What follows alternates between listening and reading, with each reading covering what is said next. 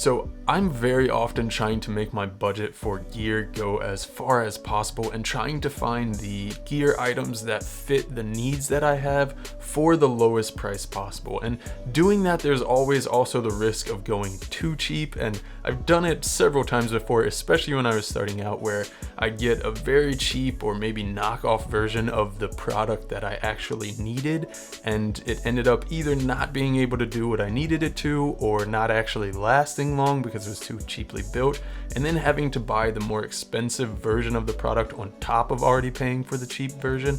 And so I've definitely lost money by going too cheap before.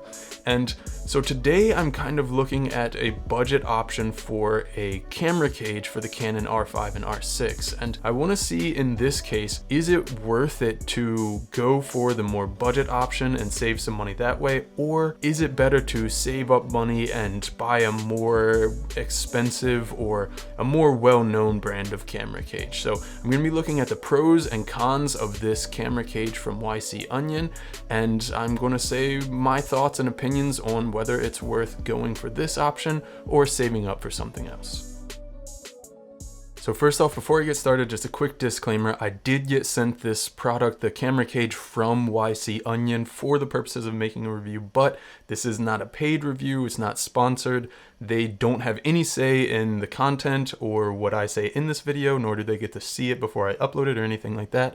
All the opinions and thoughts in this video are completely my own. So overall, the build quality of this cage was a pleasant surprise because it's actually really good. It's well machined. There's no like weird bits of metal that are hanging off or anything like that. It's very smooth and nice. The styling seems very similar to like the small rig Black Mamba style cage. And the difference though is that this isn't technically a full camera cage. It doesn't wrap all the way around. The metal doesn't meet on one side. And one of the consequences of that is that you actually have to tighten that side of the cage into the body of the camera, and that's on the grip side where the card slot is.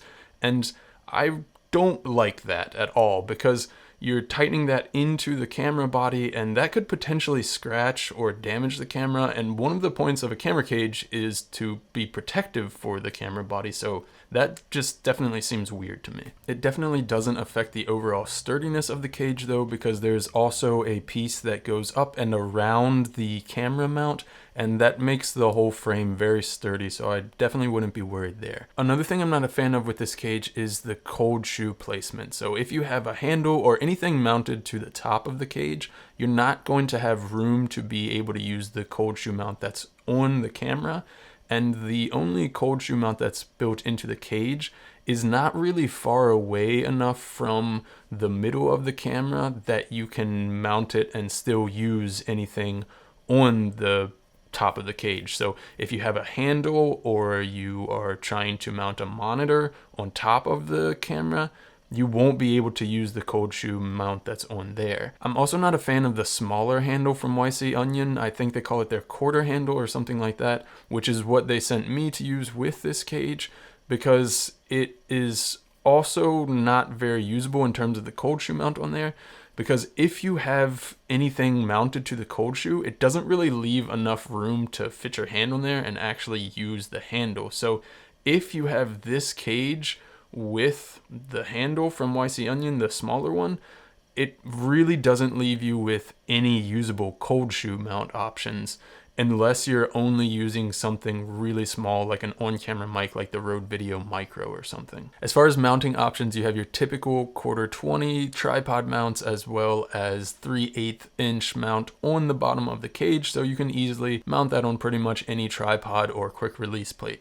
One downside for me though is that it doesn't have a built-in Arca Swiss type of mount in the cage, which is what Small Rig does with their camera cages. And if you are going to just be using this with your own quick release plate anyway, it's obviously not a big deal because the quick release plate can be put on there and that's going to be fine. But I really like how the Small Rig camera cages do it, having the Arca Swiss mount built in, because that's typically what I'm using, and it's going to save me a little bit of space in the camera bag, make the whole setup a little bit less bulky because I don't have to have a quick release plate mounted onto the camera all the time. And especially for me going back and forth between photo and video with my mirrorless cameras, it's a lot easier to do Arca Swiss with everything than to switch back and forth between a video plate and something for a photo tripod. So who is this camera cage going to be for? And again, for me, there are definitely some cons here for what I personally want in a camera cage. I definitely am not a fan of the weird cold shoe placement with this cage and setup. I also really don't like that the part of the cage next to that grip has to actually be tightened into the camera. And I prefer a cage that has an Arca Swiss grip built into it. But if those aren't problems for you, it is a well-made cage, and I don't have any issues with as far as the build quality of this cage. But I will also say that it's kind of hard to recommend because the typical price is $160, and depending on where you're finding it, which also might be hard, it might be on sale right now for around $135, and I'm not sure if and how long that sale is going to last. And right now, the US price for the small rig R5 and R6 cages is actually like $60, and especially for me, that fits my needs a lot better. So it's hard to recommend this cage over something like the small rig when that's half the price or less than what this cage is. But of course, prices for these things do vary in different parts of the world, and that might affect which one is going to be a more costly solution for you. And again, other than the cons that I mentioned, I don't have any reason to not buy this case, and I will probably use this cage on certain shoots and for certain needs, but it's probably not going to stay on my camera all the time. But anyway, I hope you enjoyed this video. If you did, give it a thumbs up. In the comments below, let me know, have you ever bought budget gear that you ended up regretting and having to rebuy something with? Was that a camera cage or was it some other type of gear? If you are looking at a camera cage for the R5 and the R6, what do you think about this option, or what other options are you looking at? If you haven't yet, hit the subscribe button and then hit the bell icon so that you can get notified of all the videos I make on this channel.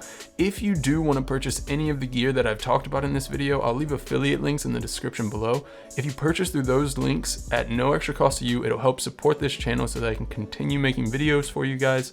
Thanks. See ya.